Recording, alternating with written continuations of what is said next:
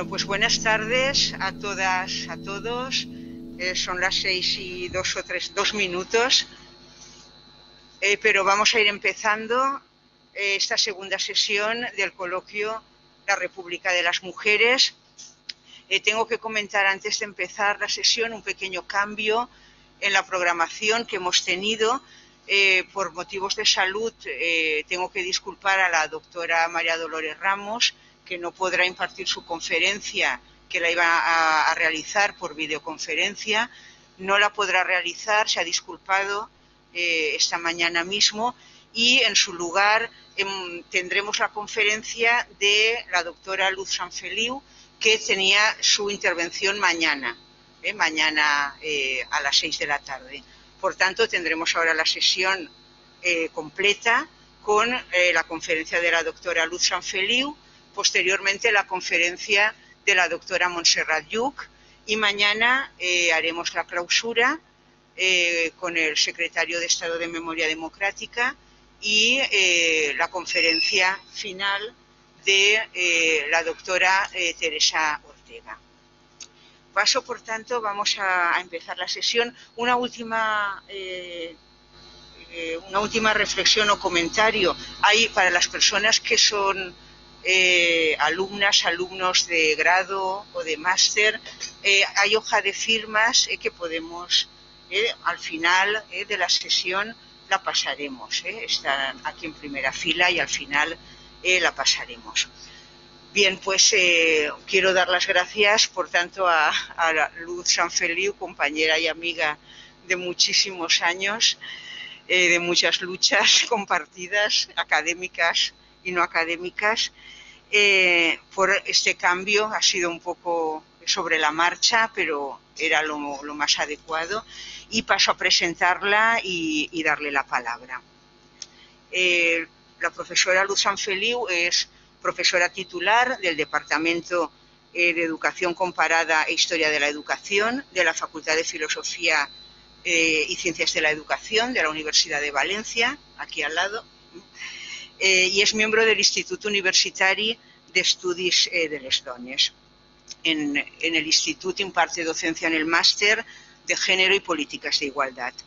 Actualmente sus líneas de investigación hacen referencia a las relaciones entre cultura política republicana y relaciones de género en el ámbito de la educación informal, no formal, abarcando campos como el asociacionismo, la sociabilidad femenina, particularmente en el sexenio democrático, la historia de la escuela, la labor desarrollada por las maestras laicas, republicanas y feministas en el periodo finisecular, en cambio de siglo XIX a XX.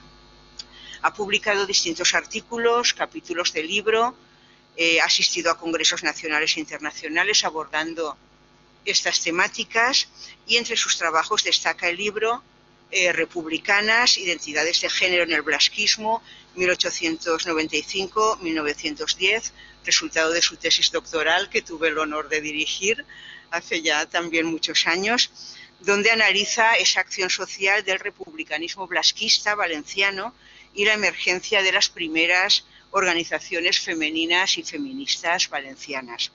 Es asimismo autora de otro libro, Juego de Damas, aproximación histórica al homoerotismo femenino, publicado por la Universidad de Málaga en el año 96, donde se analiza la construcción histórica de las identidades femeninas al margen de la norma heterosexual. Ha colaborado en distintas publicaciones, en distintas revistas de prestigio en el ámbito académico, como Arenal, Ayer, Historia Contemporánea, Hispania Nova o Historia Social. Actualmente forma parte del Grupo de Excelencia Prometeo GETID, del que soy investigadora principal, cuyo objetivo es profundizar en el estudio de la construcción y desarrollo de la democracia en España. El Grupo GETID está financiado por la Generalitat Valenciana y está vinculado al Institut Universitari d'Estudis de les Dones, al Instituto Universitario de Estudios de las Mujeres de la Universidad de Valencia. Hoy nos va a hablar en su intervención, su texto lleva por título Republicanas. Hoy vamos a hablar de republicanismo femenino, feminista, republicanas, espacios de sociabilidad y educativos en el asociacionismo femenino republicano. Pues muchas gracias, Luz, y tienes la palabra. Bueno, en primer lugar, pues lo que me gustaría es darle las gracias a la profesora Ana Aguado, con la que ya habéis escuchado me une una larga amistad y relación también académica, y por haberme invitado al coloquio. Y bueno, para comenzar con mi intervención, pues quisiera hacer una breve introducción para resaltar esta idea de que el asociacionismo femenino en la Segunda República que vamos a ver, pues formará parte o se insertará en la tradición política del republicanismo, que yo no sé, pero supongo que ustedes saben que está activo antes del sexenio democrático, pero desde luego en el sexenio democrático tiene una presencia importante, ¿no? Es decir, estas asociaciones de mujeres republicanas van a participar de toda una serie de ideas, principios, valores, símbolos, ¿no? Desde la perspectiva cultural, formas de acción colectiva. En suma, serán herederas las mujeres también de esta visión del mundo que se fundamenta en el universalismo de la Revolución Francesa, con todas esas ideas: fuerza, de igualdad, libertad, progreso, laicismo, cientificismo, libertad de pensamiento, compromiso con las clases populares. Sobre esa base cultural, las mujeres de las que vamos a hablar, pues durante la Segunda República lo que harán será construir, participan del republicanismo, son republicanas, toda una serie de miradas que podríamos llamar autorreferenciales sobre el mundo que les rodea, que serán miradas que de alguna manera reflexionarán sobre la situación de las mujeres en la sociedad y construirán o tratarán de construir nuevas pautas discursivas, otras formas de actuación para superar la situación de la subordinación social de las mujeres. Pues con ello lo que van a tratar estas asociaciones es difundir nuevos modelos de identidad femenina que tenderán a la emancipación y sobre todo iniciarán un camino que irá construyendo o conformando dentro del republicanismo pues también una cultura política femenina o feminista que reformulará los principios republicanos para adaptarlos a la especificidad de las mujeres y reclamar su emancipación o asentar su emancipación. Desde esta perspectiva hay que comenzar señalando que este republicanismo al que nos estamos refiriendo, que estará activo sobre todo a finales del siglo XIX, se asentará de una forma importante en dos núcleos de actuación, dos ideas fuerza, que serán la educación y la sociabilidad. Una educación que los republicanos van a entender desde lo formal, también desde lo informal y lo no formal. Es decir, lo formal será el sistema educativo, escuela, enseñanzas secundarias, y lo informal será toda esa educación que puede ejercerse también a través de conferencias, charlas, reuniones, debates, y lo no formal a través de bibliotecas, escritura en prensa, y también hay un proceso educativo. Este binomio inseparable permitía al movimiento afianzar su presencia en la sociedad como partidos políticos y por otro lado conseguir que los militantes, y estamos hablando fundamentalmente de hombres, se formaran en esas nuevas prácticas democráticas que se trataban de implantar. Principios de siglo, republicanismo histórico, en Valencia el blasquismo, ¿no? Y esa sociabilidad y educación. Siguiendo a un historiador que es John Peche, pues va a hablar de que esa cultura republicana, para esa cultura republicana, la sociabilidad había tenido desde el sexenio y sobre todo a partir del reconocimiento del sufragio masculino una importante función de aculturación y aprendizaje popular de las formas democráticas, también de propaganda política y de movilización partidista, sin olvidar todas las funciones instructivas, culturales, filantrópicas. Complementariamente a esta idea, también la educación, y volvemos a referirnos a un especialista, como señala Antoni Colom, la idea educativa de los republicanos incide en la idea de que el propio republicanismo se configura desde sus orígenes como una verdadera teoría educativa, al entender el aprendizaje como uno de los núcleos de su programa, tanto en la escuela como en la educación asociativa, como en la educación de adultos.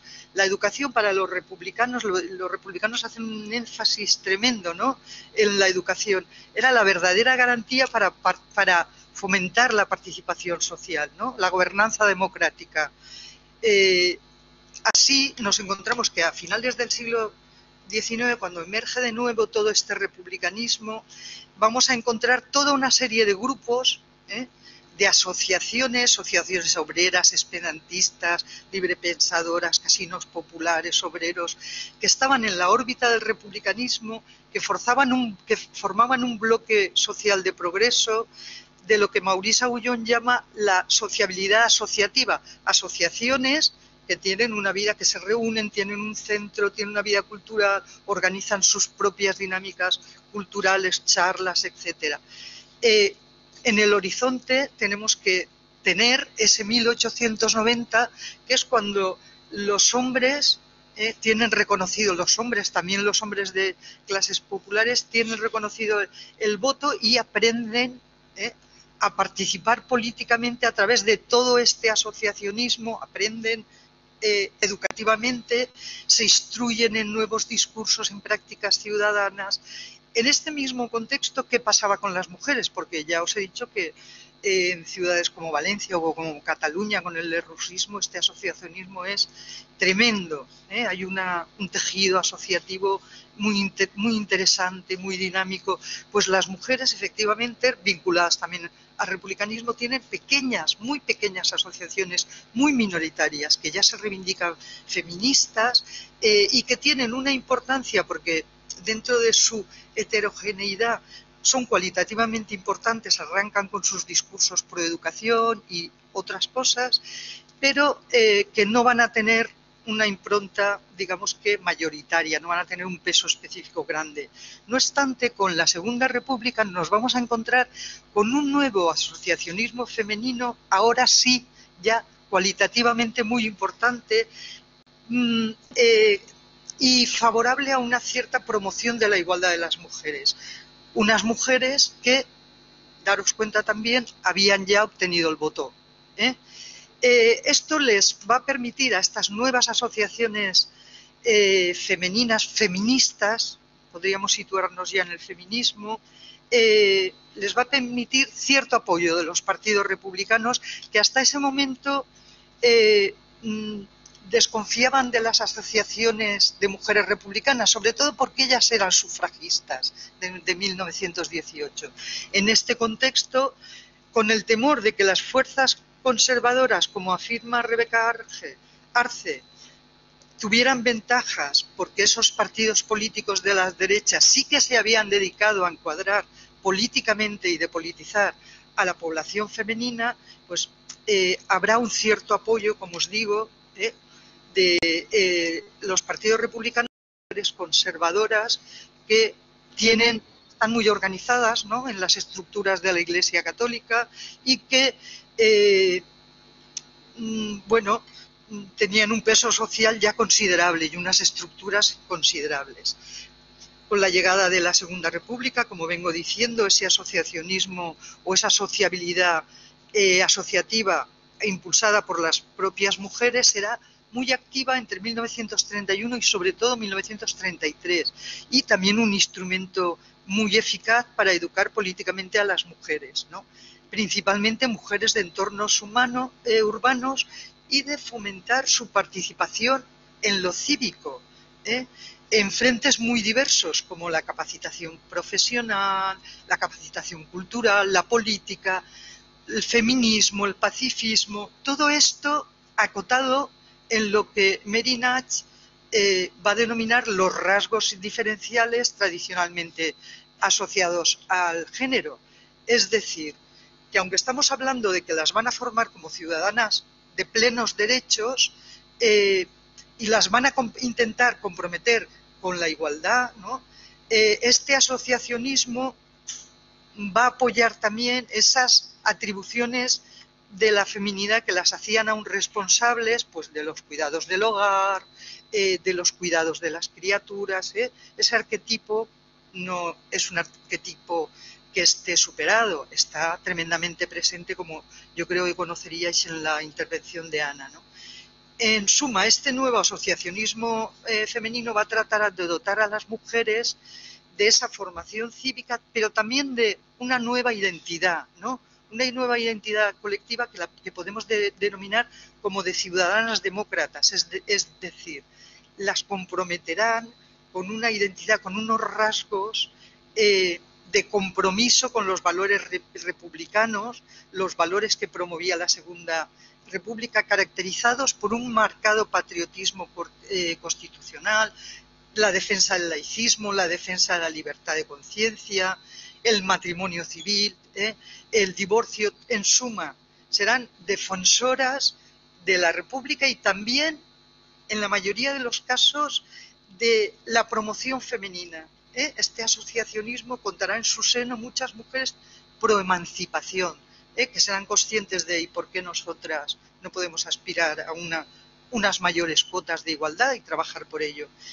En este punto, simplemente apuntar para que lo tengan ustedes, digamos que en el horizonte, ¿no? Como marco interpretativo, esta idea que ya he apuntado anteriormente, de que la tarea va a consistir fundamentalmente en contar con la capacidad de las mujeres en poner en el centro de sus iniciativas la situación de las propias mujeres, ¿vale? Este asociacionismo organizará sus discursos y también sus estrategias de acción pensando en esa emancipación femenina. Estas asociaciones de mujeres mayoritariamente estarán lideradas por mujeres que vienen de un asociacionismo más antiguo, un asociacionismo larvado en el primer tercio del siglo XX, que mantienen relaciones de solidaridad, que mantienen relaciones de amistad, que se han conocido en el Liceo Club, en la Asociación Nacional de Mujeres Españolas, en la Asociación de Juventudes Universitarias Femeninas, y que son como las primeras mujeres que podríamos llamar de este arquetipo doméstico, que es: soy una mujer que se ocupa del hogar, la maternidad, pero a la vez tengo una profesión reconocida, tengo estudios, son una élite, una vanguardia instruida, son esa primera vanguardia en la sociedad española. Como os digo, esas mujeres que han sido minoritarias, que han estado conformando la mayoría de los derechos que después veremos que les reconoce el Estado republicano, ellas ya están demandándolas desde hace décadas, muchos de los derechos que la República les otorga.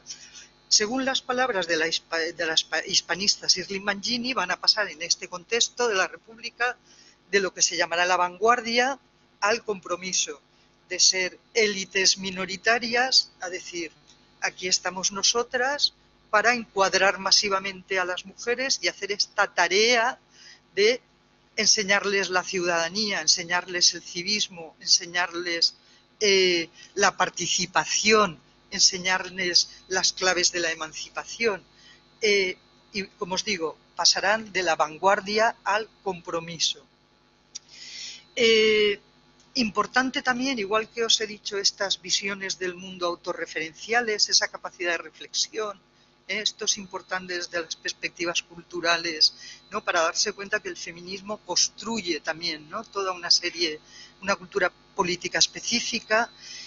Importante también, y no os voy a relacionar porque sería muy tedioso, toda la cantidad de manifestaciones, mítines que hacen en conjunto, que hacen juntas, porque efectivamente este trabajar en conjunto les da una repercusión, les multiplica, ¿no?, la repercusión pública, que se unan para hacer un mismo mitin, aunque son republicanas todas, pero de tendencias muy diferentes, para hacer homenajes unas a otras, para hacer homenajes.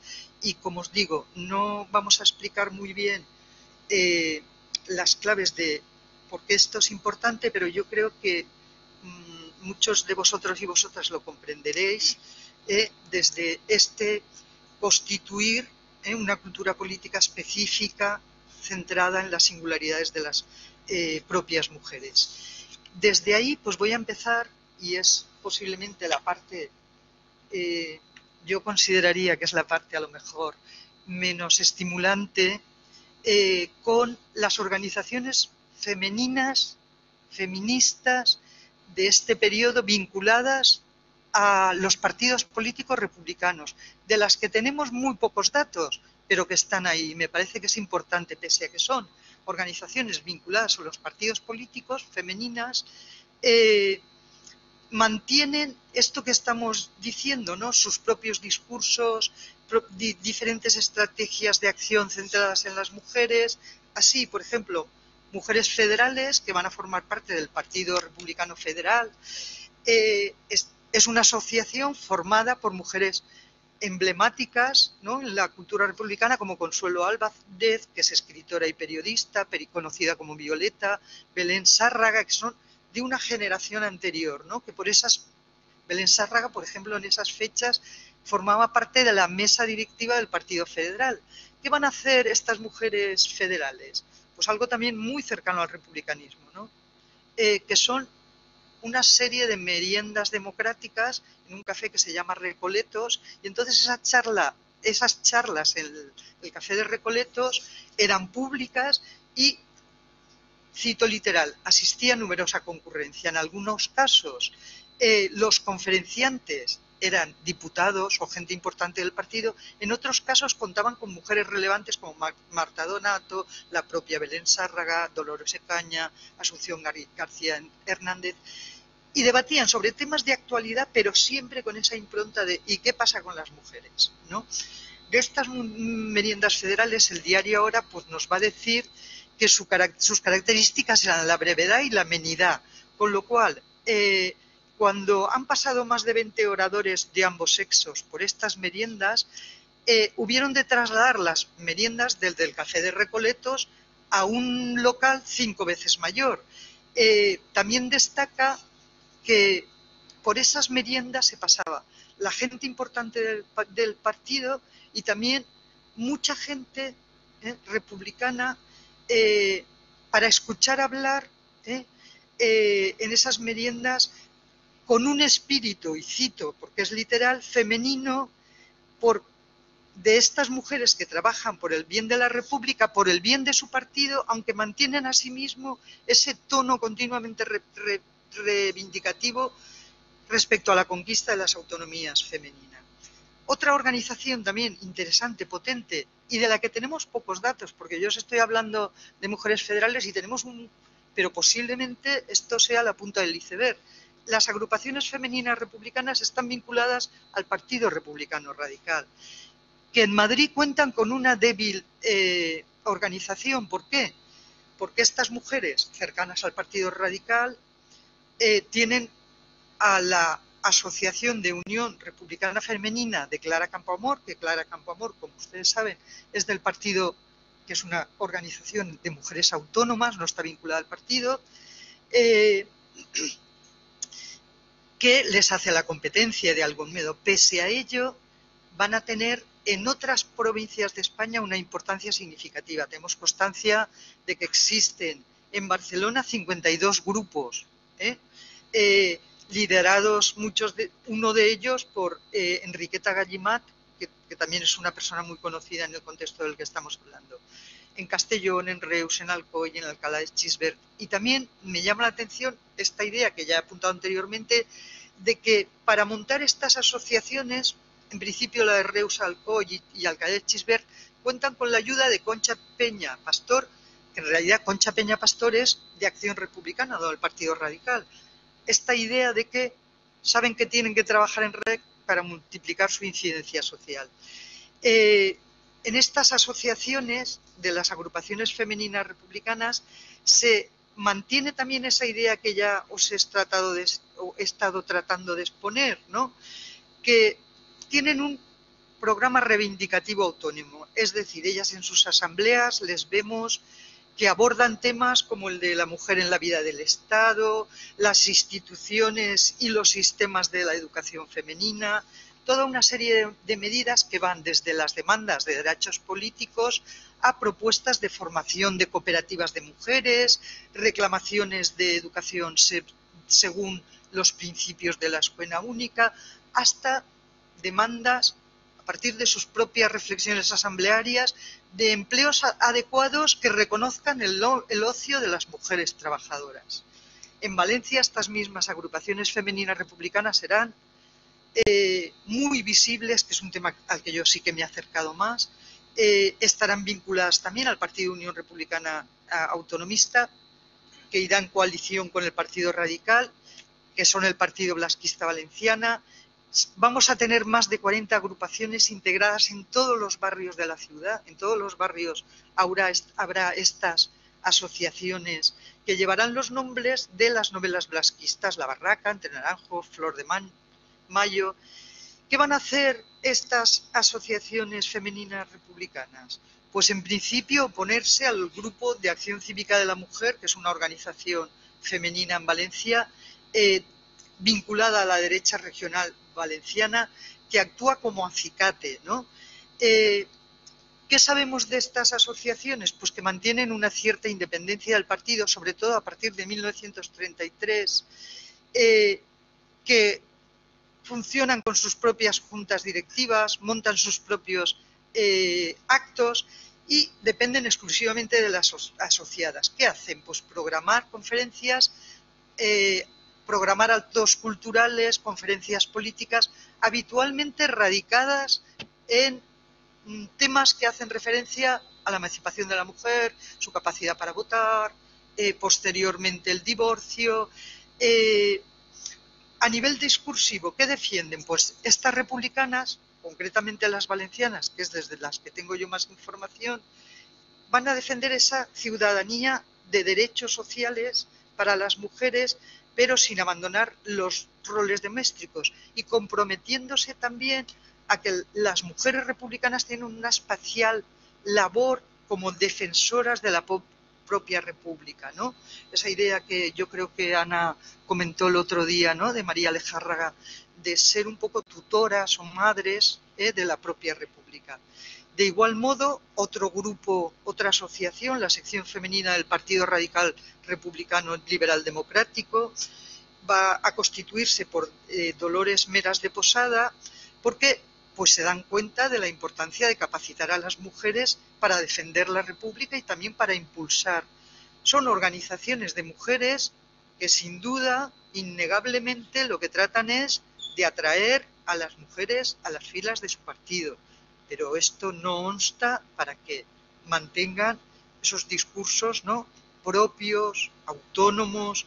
Estas mujeres de la sección femenina del Partido Republicano Liberal Democrático se van a organizar en un comité femenino nacional y a los pocos meses de su fundación cuentan con 47 secciones femeninas en las principales ciudades españolas. Estamos hablando de Oviedo, Gijón, Valencia, Murcia, Sevilla, Lugo, Mora de Toledo, Valladolid, Plasencia, Cáceres, las que conocemos en este momento. Dichas secciones colaboran con el partido, pero también dentro del partido tienen una representación propia. Estas secciones de mujeres en realidad forman un partido dentro del partido y entre sus actividades se cuenta todas estas conferencias que estamos hablando en torno a cuestiones políticas de actualidad, pero también relacionadas con el feminismo, la emancipación de las mujeres y con la organización de actos benéficos. La vertiente benéfica de estas asociaciones, importantísima. ¿Por qué? Porque por estos roles diferenciales de género, ¿no?, que de alguna manera lo benéfico es una extensión de esos cuidados domésticos que ellas, cuando por ejemplo en Valencia organizan roperos, que es recogida de ropa que luego dan a los más necesitados, o pucheros democráticos por Navidad, como os lo cuento, ¿no? Pucheros democráticos por Navidad. Ellas hablan de esta beneficencia, no desde la caridad católica, sino desde la justicia social. Retomando, y ya es el último de estos grupos vinculados a los partidos, estos grupos, pues también tenemos otro grupo significativo que será la sección femenina del Partido Radical Socialista, presidido por la oceanógrafa Jimena Quirostello y del que también formará parte Victoria Kent, Esmeralda Castecho, Concha Peña, que manifiestan, digamos que la vertiente más institucionista o más cultural, ¿no?, del republicanismo, más de élite intelectual, porque muchas de ellas vienen del Liceo Krupp, y entonces lo misma dinámica, organización de conferencias y toda una serie de secciones que hasta que crean un Ateneo femenino radical, y en este Ateneo pues van a tener una labor política, una labor social y una labor cultural. También tenemos organizaciones de esta sección femenina del Partido Radical Socialista en Málaga, Cartagena, Barcelona, Valencia, San Sebastián, Eibar. Con estas diferentes formas de actuación de las asociaciones femeninas que nacen en el seno de los diversos partidos republicanos, pues se va configurando ese juego de herramientas, esas estrategias, hábitos, estilos de vida. Pensar que para organizar una conferencia pues tienes que tener una asamblea, elegir quién va a venir a la conferencia, ponerte en contacto con esa conferencianta, hacer una publicidad, tener unos medios económicos, tener un local. Quiero decir, hay una serie de hábitos, en ese sentido, de formas de hacer que las políticas, que las mujeres aprenden en este tipo de organizaciones. También adquieren liderazgos porque hablan en público, se autoorganizan, escriben en prensa escriben no notablemente, pero sí mucho más que lo han hecho en periodos. Participan en mítines, son capaces de hacer llegar sus mensajes a la opinión pública, siempre con esta doble función, ¿no? Ideas republicanas, valores republicanos, laicismo, libre pensamiento, pero también emancipación femenina. Aquí la situación de las mujeres tenemos que darle un empuje. De forma paralela también vamos a encontrarnos con un feminismo, asociacionismo feminista autónomo, es decir, no vinculado a ningún partido político. De este feminismo autónomo tendremos dos ejemplos. Posiblemente uno de los ejemplos más singulares es el de la Asociación Femenina de Educación Cívica, que se va a llamar habitualmente La Cívica, que estará liderada por María Lejárraga desde agosto del 31, y que tiene también esta idea que yo ya sé que os he remachado varias veces, ¿no? Y que la propia Lejárraga, en una sección que se llama Pensando, de una revista feminista que se llama Mundo Femenino, va a explicar. Y la idea es de nuevo la autorreferencialidad, ¿no?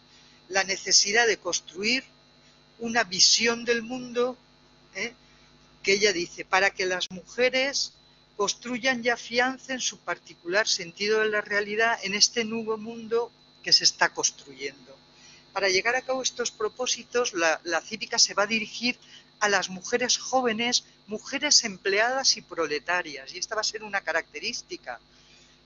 María Lejárraga, sabéis que va a ser del Partido Socialista Obrero Español, y mirará hacia estas mujeres porque vienen de la tradición esta muy elitista, el Liceum Club, y ella pretende hacer una organización mucho más de masas. Entonces, estas jóvenes empleadas y proletarias que carecen de estudios universitarios, ella piensa que necesitan acrecentar su formación, y para ello pues va a ofrecer a sus afiliadas, que adquirieron una cifra de 1.500 mujeres, un programa pues educativo, sociocultural, fundamentado en los valores de la República.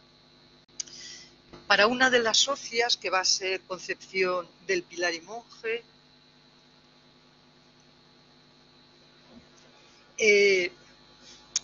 para ser de la cívica solo era necesario abrazar un sentido progresista de la vida, no te preguntaban de qué partido eres ni qué eres, ¿no? Y abro comillas, un sentido progresista de la vida y un deseo de elevarse por medio de la cultura que forma y crea civismo, que capacita para tener puestos de trabajo y de dirección. De nuevo recurrimos a la hispanista Shirley Mangini, porque Shirley Mangini va a decir que estos cursos, esta formación que se impartía en la cívica supusieron una importante oportunidad instructiva para toda una serie de mujeres jóvenes que carecían de recursos económicos y que por ello no podían matricularse en la universidad. Entonces, la cívica, que también tiene una impronta muy institucionista, en este sentido la institución libre de enseñanza, la que había estado vinculada también María Lejárraga, pues les da esa oportunidad de participar de un mundo cultural, político, de nivel, de mucho nivel incluso, sin pasar por la universidad, que no podían acceder por recursos económicos. Siguiendo la sección titulada Movimiento Feminista, que se publicaba en esa revista que os he dicho, tenemos un mundo femenino, tenemos constancia de la ingente labor educativa y cultural que desarrolla la cívica. Por ejemplo, casi a diario se anunciaban conferencias y cursillos abordando distintas temáticas. Así, por ejemplo, en febrero del 33 tenemos un cursillo de neurosis impartido por el doctor César Juarros, que va a continuar durante 6 sábados consecutivos. Otro sobre generalidades del derecho a cargo de Álvarez Talagria, que es magistrado del Tribunal Supremo, y que va a continuar durante los 10 jueves siguientes. Estos tipos de cursillos, que duraban varias semanas, pues trataban sobre medicina, sobre las mujeres en la historia del arte, sobre literatura, y en muchos casos llevaban aparejadas actividades complementarias como visitas a museos, a centros relacionados con la actividad de la que se hablaba, y también en muchísimos casos eran impartidos por otras feministas, digamos que amigas de Lejárraga, de esa generación que os he dicho, que había estado desde la década de las primeras décadas del siglo XX, como Clara Campoamor, Matilde de la Torre, Julia Peguero, Isabel de Yazábal, María de Maestro, que a estos temas sociopolíticos añadían también temas en torno a abolicionismo, la situación de las mujeres, rescataban de la historia a esas mujeres como Mariana Pineda, Juana de Arco, que ya sabemos que tienen un alcance limitado desde la perspectiva actual, pero que en aquel momento era rescatar, ¿no?, genealogías de mujeres con las que poder sentirse identificado. También hubo unos cursos de estudios sociales que fueron inaugurados por Fernando de los Ríos, en aquel momento ministro de Instrucción Pública, socialista, y la propia Lejárraga también tuvo un seminario que duró hasta el 34, desde el 31, que era un seminario de economía política para mujeres. Como se decía en la revista Cultura Integral Femenina, los jueves y los sábados a las 6 de la tarde, y cito literal, valía siempre la pena pasar por la sensación, seguros de escuchar algo selecto que podía decir algún verdadero maestro de multitudes. Y continuaba el mismo texto afirmando que en los salones de la cívica, en la Plaza de Cortés 8 de Madrid, siempre estaban llenos de mujeres jóvenes, en su mayoría alegres de estar reunidas, y que eran apasionadas discutidoras. El propio nombre de la cívica ya nos sitúa que su centro, su estrategia emancipadora era una educación cívica de sus asociadas, una educación cívica que, según el historiador de la educación, Alejandro Mayordomo, tiene por objetivo hacer de los sujetos protagonistas, constructores de las prácticas comunitarias, sujetos con una perspectiva social crítica, creativos, y que desarrollan su propia definición de lo social. La educación cívica consiste en esto, que coincide plenamente con la cívica. Esta estrategia de acción de la cívica se complementaba con una serie de encuentros también relacionados con la sociabilidad, pero digamos que de corte más informal. En sus locales celebraban recitales poéticos, hacían excursiones a la sierra, excursiones a ciudades y pueblos de interés históricos, organizaban festivales, conciertos, sesiones teatrales donde había también representaciones de comedias, había bailes. Las funciones teatrales estuvieron a cargo de Pura Mahuorta de Ucelay, que fue el origen de lo que después sería el Club Teatral Anfistora, que la propia Pura codirigió junto a Federico García Lorca. Complementando esta intensa vida cultural y relacional, también la Cívica impartía clases de idiomas: francés, inglés, español, italiano, alemán, ruso, y esas clases hubo no solo que duplicarlas, sino cuatriplicarlas de la cantidad de gente que asistía a esas mujeres que asistían a esas clases. También tenían clases de taquigrafía, corte de vestidos, confección, música, declamación. Sin duda, con todas estas actividades daban a estas mujeres jóvenes la posibilidad de formarse en múltiples campos, ampliar sus redes de amistad, mejorar sus empleos, en última instancia, difuminar las diferencias de clase, porque aquí había todo tipo de mujeres, y también multiplicaba sus oportunidades sociales y laborales. La Cívica y Unión Femenina Republicana, por eso de esa unión, esas estrategias, ¿no?, de formar piña, pese a sus diferencias de matiz, realizaban funciones complementarias y compartían muchas de sus socias. De Unión Republicana hablaré ahora a continuación. Había clases de cultura general que impulsaban ambas asociaciones junto con la Asociación para la Enseñanza de la Mujer, y también organizaban peticiones al Parlamento en torno a cuestiones referidas a los derechos de las mujeres, invitaban y hacían homenajes a hombres políticos significativos que les podían dar también oportunidades de escuchar sus reivindicaciones. Por otro lado, Unión Republicana Femenina, constituida en el 31 con Clara Campoamor, pues va a estar formada por mujeres republicanas de distintos partidos políticos. ¿Qué va a ser Unión Republicana Femenina? Pues va a tener una impronta más política que las asociaciones que hemos visto hasta ahora. Es, por supuesto, también una organización que podíamos llamar, que llamamos autónoma, no es una organización vinculada a ningún partido político, y lo que hace también es cursillos y conferencias, y cito literal, sobre temas políticos y de cultura general mediante prácticas directas de propaganda y organización. En última instancia, la asociación quería servir de tránsito entre una masa absolutamente de mujeres absolutamente lejanas a la política y la entrega generosa de las mujeres a la militancia de los partidos.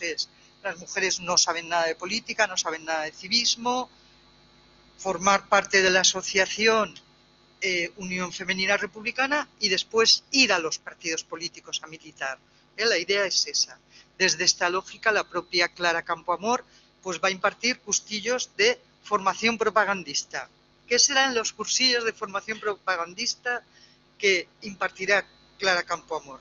Pues Clara Campoamor, con estos cursillos, lo que pretendía es ser una especie de vivero político, formar a mujeres en la que posteriormente los partidos políticos pudieran cosechar afiliadas capacitadas, mujeres que ya estuvieran formadas políticamente y pudieran formar parte de los cuadros de los partidos políticos. Deciros que efectivamente la Unión Republicana siempre se basaba todas las conferencias en la defensa de la mujer y del niño. El enfoque de las conferencias era ese. Si os tuviera que decir qué actividades tenían, pues abolicionismo el 28 de marzo, lectura y comentario de las cartas de una muchacha sobre el derecho civil el día 29, se reúne la Comisión de Derecho Matrimonial el día 30, se reúne la Comisión del Derecho Electoral el día 31, Dolores Ocaña el 1 de abril imparten una conferencia sobre Agustina de Aragón y Mariana Pineda. ¿Esto qué significa? Porque tenían un activismo considerable, ¿no? Por supuesto, también la asociación se va a propagar por otras ciudades españolas, Alicante, del que tenemos constancia, País Vasco, Cádiz, Jaén, Murcia, Elche. versando todos los temas sobre el papel de las mujeres en la República, la emancipación y cuestiones políticas de actualidad. Esta impronta más política de Unión Republicana Femenina lo que trata es, de alguna manera, también las otras asociaciones, es como de renegociar, ¿no?, el contrato de género, de acercar a las mujeres a la política, de formarlas para acercarlas a la política. Esta renegociación del contrato de género pues va a contar con dos enemistades, podemos decir. Dos enemistades, una que será los propios ciertos sectores, ¿no?, de los partidos republicanos masculinos, ciertos sectores masculinos, y por supuesto los conservadores. Con respecto a los conservadores, pues tenemos constancia de la campaña electoral, la campaña de la ley del aborto. El CEDA va a hacer una campaña intensísima, ¿no?, para convencer a las mujeres de que esa ley tenía efectos perniciosos y podía perjudicarlas en sus derechos conyugales. Aquí, tanto Unión Republicana como Clara Campoamor van a responder con conferencias abundantes por parte de entidades jurídicas que van a hablarles a las mujeres, de profesores de derecho. También las propias mujeres de Unión Republicana van a repartir panfletos en las calles, ¿no?, hablando de que no es verdad que vaya a perjudicar. Clara Campoamor dirá, hay que legislar para toda la ciudadanía, ¿no? Dicho derecho del aborto no es una imposición ni va a atentar contra el sacramento del matrimonio, ni siquiera contra el sacramento del matrimonio eclesial que quiera ejercer quien libremente esté disponible a hacerlo. También en este proceso de respuesta a esos sectores en oposición, de deslealtad, de algún modo, a los partidos republicanos, Unión Republicana en 1932, cuando el 30 de diciembre va a haber estas primeras elecciones municipales, que van a ser unas elecciones municipales parciales, pues va a solicitar a todos los partidos republicanos que apoyaran que las mujeres formaran parte de las listas electorales como alcaldesas y concejalas, ¿no? Y esta opción, aunque esas elecciones, ya os digo, eran parciales, solo va a votar un 10% de la población, esta opción sí que es recogida por los partidos republicanos. Cuando ya se inicia la campaña electoral de octubre-noviembre del 33, vamos a encontrar que no solo Clara Campoamor, sino todos estos partidos y grupos de secciones femeninas que hemos estado analizando, los ateneos femeninos del Partido Radical, las mujeres federales, las mujeres, las agrupaciones femeninas republicanas de Valencia, todas van a dar mítines para mujeres, van a participar en la campaña electoral. Por supuesto, Unión Republicana va a desafiar a los partidos republicanos en ese sentido de decir, publicar varios manifiestos diciéndole a los partidos republicanos que no desdeñen a las mujeres que aspiran a llevar a la futura Cámara por lo menos un grupo de 20 republicanas, 20 diputadas femeninas, que no defrauden esas aspiraciones de las mujeres, que se comprometan en sus listas electorales en incorporar a las mujeres. ¿Qué nos vamos a dar cuenta? Nos vamos a dar cuenta que efectivamente los partidos incluyen más mujeres en las listas electorales y si en 1931 se habían presentado un total de 12 candidatas en 15 circunscripciones, en el 33 vamos a ver que aumenta el número de candidatas a 42 y a 13 circunscripciones en la primera vuelta. De esas candidatas, muchas de las mujeres que se van a presentar a las elecciones van a ser estas mujeres que hemos visto organizando los partidos o militando tanto en la Cívica como en Unión Republicana Femenina. Concha Peña, Partido Radical Republicano, Victoria Kent, Izquierda Republicana, Catalina Salmerón, Izquierda Republicana, Clara Campoamor, Partido Republicano Radical, Belén Sárraga, Partido Federal, María Mayoral, Izquierda Republicana, María Lejárraga, Partido Socialista, no específicamente republicano. ¿Qué nos vamos a encontrar? Pues que finalmente solo 5 de estas mujeres van a salir elegidas diputadas. ¿Qué pone de relieve estos resultados? Que el apoyo de los votantes, de la población femenina, de la población española que podía ejercer el derecho a voto, apoyó en una medida poco significativa todas estas candidaturas femeninas. Solo las mujeres del Partido Socialista tuvieron un apoyo en esas elecciones del 33. Nos vamos a encontrar con que salieron elegidas Margarita Nelken, María Matilde de la Torre, Veneranda García Blanco y María Lejárraga, socialistas, y Francisca Boigas de las filas conservadoras. Ni Clara Campoamor ni Victoria Kent van a salir elegidas. Es verdad que los partidos republicanos iban divididos, muy fraccionados, pero es también verdad que pese a todo este activismo durante 2 años que había reunido a muchas mujeres en todos esos entornos del asociacionismo femenino, no tuvieron los resultados esperados. Desde aquí, pues vamos a iniciar ya unas conclusiones en las que podemos decir que estas asociaciones femeninas, feministas, fomentaron entre el 31 y el 33 la participación, los aprendizajes de las mujeres en la vida política. Sirvieron como elementos de captación del electorado femenino. Cuestionaron los discursos de género dominantes. Reclamaron la igualdad entre hombres y mujeres a partir de argumentos, en muchos casos, no en todos, específicamente feministas. Lograron con ello un cierto apoyo, si lo comparamos con el 31, de los partidos republicanos. Un cierto apoyo que en ningún caso fue refrendado en las urnas, en ningún caso.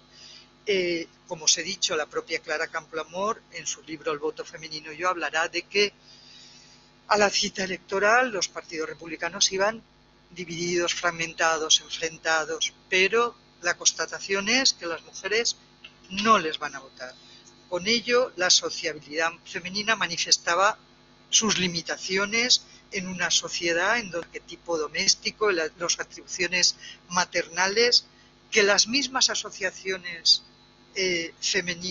feministas también defendía, ese arquetipo va a seguir prevaleciendo. La idea de las mujeres dispuestas a conquistar puestos de gobierno y de representación política no era una idea con la que empatizara la sociedad española del momento. No obstante, pues como se puede constatar, estas iniciativas, a través de estas iniciativas, muchas mujeres se van a dotar de protagonismo, de una cierta autoridad en la vida pública, de la gestión de esos espacios de participación femenina, de un cierto relieve, ¿no?, en la vida pública.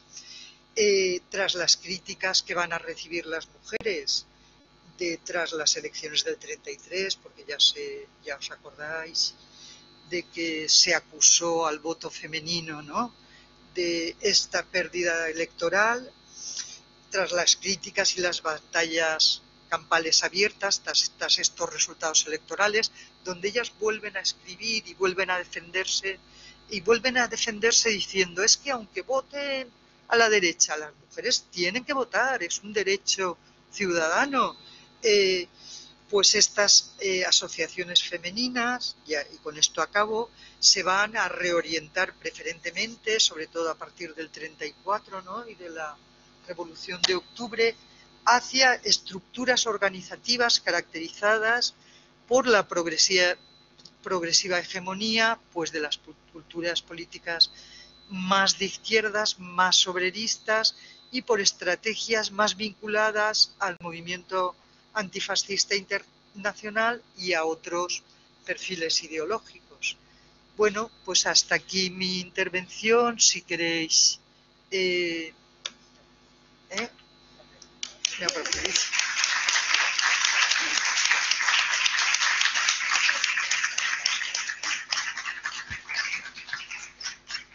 Bueno, pues muchas gracias, Luz, por sintetizar tan rápidamente toda esta cantidad de información de las asociaciones republicanas femeninas, esa pluralidad. Yo creo que quizá podemos hacer ahora las preguntas. Yo creo que sí. Si hay alguna cuestión, alguna duda que plantear en la sala. ¿Tenéis alguna cuestión? Empiezo yo para romper el hielo.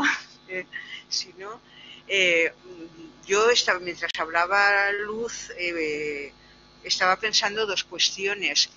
Por un lado, la existencia de esas redes, hasta qué punto existían, de contactos de mujeres de distintas culturas políticas, de distintas asociaciones, de la cultura republicana, de la cultura socialista, muchas veces iban entrelazándose en las organizaciones existentes, y en ese sentido hasta qué punto, más allá de la ideología específica de un partido, estaban construyendo una ideología, una cultura feminista, hasta qué punto y con qué límites, porque al mismo tiempo era muy potente, digamos, la identificación ideológica con sus propios partidos políticos, a pesar de todo. Esta sería una cuestión que, más que pregunta, reflexión, pero no sé si quieres comentar. ¿Ya comento? Sí. Bueno, sí, hay muchos ejemplos que yo tengo en algún otro lado. Aquí os puedo citar, por ejemplo, estas mujeres trabajan desde ese feminismo, que es un feminismo, bueno, pues contextual, no es un feminismo que se perfila, pues yo creo que tiene el convencimiento de que este trabajo en red es el que multiplica su acción social. Pues por ejemplo, ese trabajo de forma coordinada, pese a que son muy diferentes, es de algún modo la garantía de multiplicar, ¿no?, la fuerza que tienen y hasta dónde pueden llegar, en actos que efectivamente las aglutina. Por ejemplo, en el 31, a las puertas del Congreso, pues protestan y reparten panfletos donde se lee, y cito textual: señores diputados, no manchen ustedes la Constitución estableciendo en ella privilegios. Queremos la igualdad de derechos electorales. Viva la República. Cierro comillas. Pues participan la Asociación Nacional de Mujeres Españolas, con la adhesión de las mujeres de los partidos republicanos, porque esto es en la primera fase. Estas secciones de los partidos se constituirán después. También de la Juventud Universitaria Femenina, de la Asociación Nacional de Mujeres Españolas, de la Asociación de Mujeres Médicos.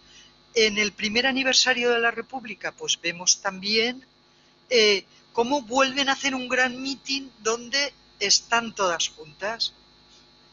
Efectivamente, pese a sus diferencias, eso les da una posibilidad de trabajo en común, de repercusión, de imagen corporativa, podríamos llamar, yo creo que es significativa.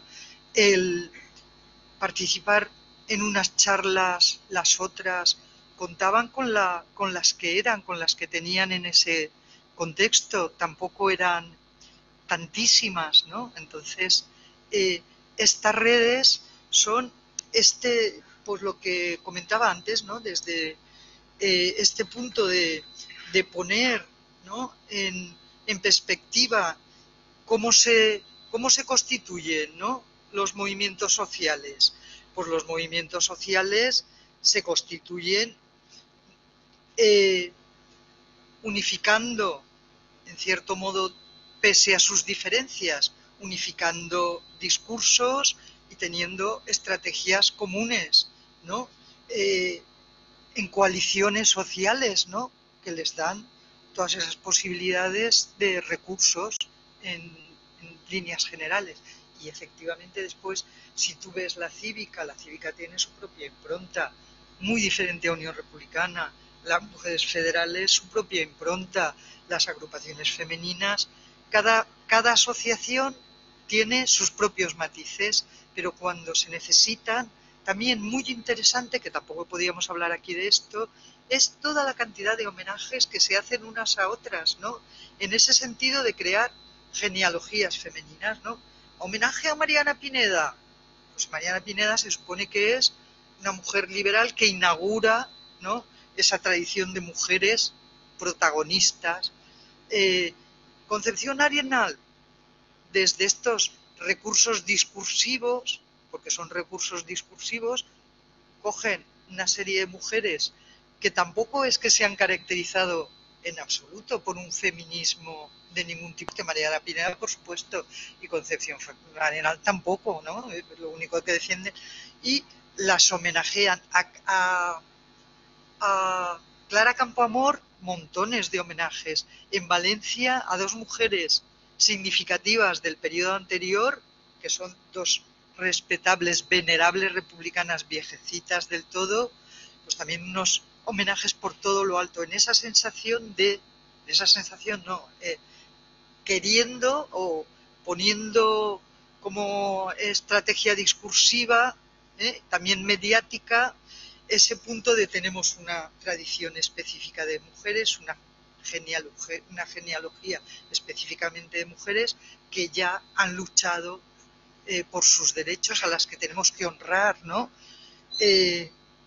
También Unión Femenina Republicana, en las elecciones estas que os he comentado municipales parciales, lo primero que hace es llamar a todas las alcaldesas de la provincia de Valencia, de Madrid, y montarles un homenaje que sale en toda la prensa, ¿no? Son las primeras alcaldesas españolas.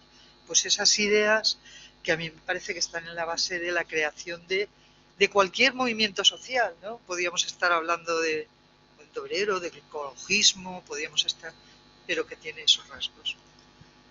Más cuestiones que queráis plantear, comentarios, ánimo. Sí, tienes el micro.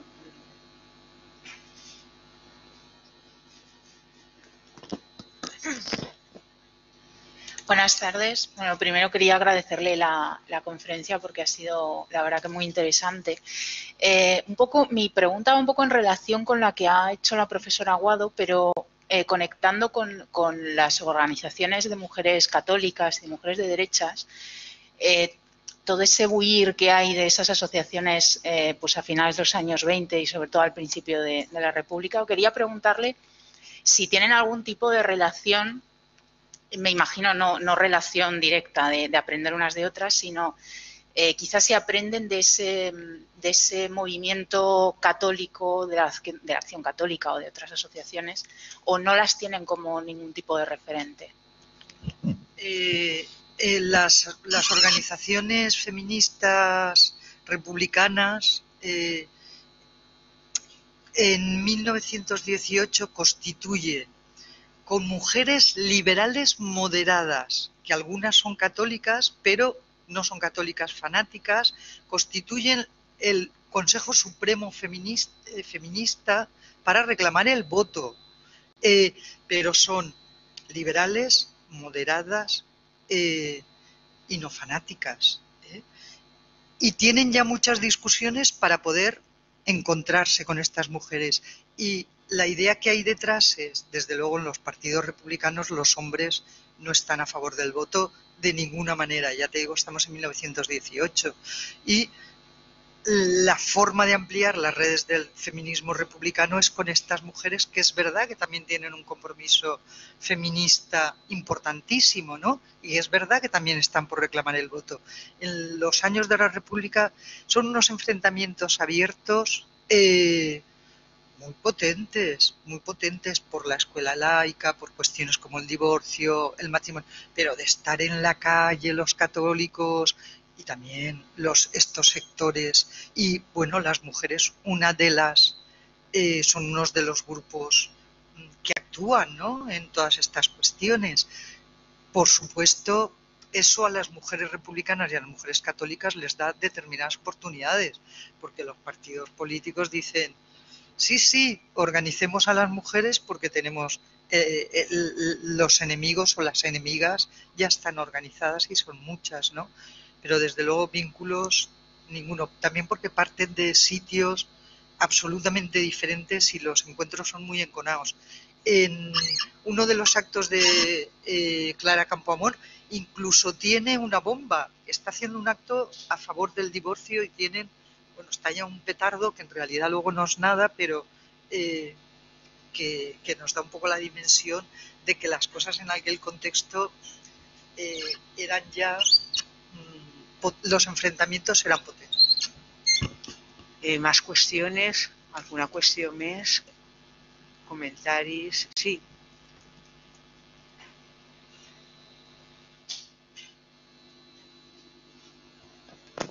Sí. Jo volia preguntar si, ja que ha mencionat alguns periòdics feministes que suposo que editarien algunes dones o grups d'aquestes dones, volia saber si aquest component de difusió de les idees feministes o de transmissió a les bases va tindre alguna, no sé, van desenvolupar alguna proposta a nivell editorial o a nivell de fomentar l'escriptura entre les dones que podien fer-ho, de producció de textos d'elles mateixes. Sí, bueno, hay este mundo femenino que forma parte de la Asociación Nacional de Mujeres Españolas, que en ese momento actúa no como una asociación, digamos, en la calle, porque todas sus socias están organizando otras asociaciones. Y bueno, se mantiene con unas tiradas regulares, da cuenta de la mayoría de los actos, de todo este asociacionismo, muchísimas más cosas, tiene unas secciones culturales, y bueno, yo creo que el periódico republicano tampoco, porque es más feminista, de mujeres progresistas, podríamos decir, y después está la revista esta Cultura Integral Femenina, que tampoco es que sea feminista, pero que sí que ve ese hueco, podríamos decir, casi que en el mercado, ¿no?, de una prensa para las mujeres progresistas, moderna, pues con una cierta caracterización política, pero también cultural, también debates, con muchas fotos, las mujeres en las instituciones penitenciarias, las mujeres que, bueno, tienen esa impronta de por lo menos acercarnos a lo que pasaba en este momento, no todo lo que pasaba, la segunda más cultural, a lo mejor Ana también quiere ampliar algo, pero eso es toda la actividad que hay, ¿no? Ha habido prensa en otros periodos. ¿Alguna cosa más?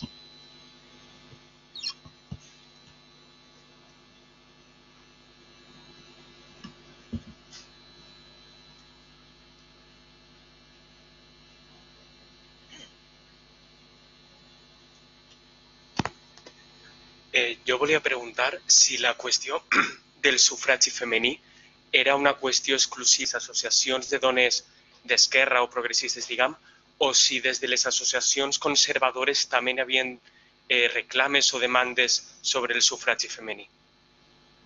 Es una cuestión, aquí estamos hablando de asociacionismo, porque yo realmente, antes de concederles el voto, tampoco sé dónde se posicionan. Date cuenta que Clara Campoamor se posiciona en un sitio, pero Victoria Kent se posiciona en otro sitio, O sea que no todo el republicanismo está a favor del voto.